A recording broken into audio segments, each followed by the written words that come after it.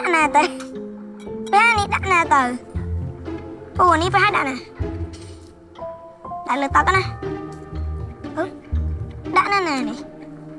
ដាក់លើតុហ្មងណា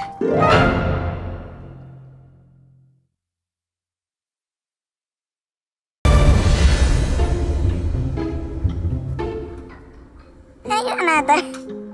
ពេលនេះដាក់ណាទៅពូនេះប្រហែលដាក់ណាដាក់លើតុណាដាក់ណានេះដាក់លើតុហ្មងណានេះណាត្រីនេះត្រី Okay. Hey, Jack. Jack the gun. I don't know. គ្រឿងផ្សំខ្ញុំគឺជាត្រីត្រីហួរហ្នឹងខ្ញុំជួយចិត្តញ៉ាំត្រីហួរហ្នឹងខ្ញុំយកទៅធ្វើត្រីប៉ងខ្ញុំធ្លាប់ធ្វើម្ហូបហ្នឹងនៅផ្ទះប៉ាម៉ាក៏ថាឆ្ងាញ់បានទៅក៏តិចទៀត check ទៅដល់ណាស្អីហៅអីដាក់ពេលជាងយកថាសនេះសួរធីមលើកដៃសួរពូសុំផ្ទះមួយទៀត តែប៉ុណ្ណឹងបានទៅ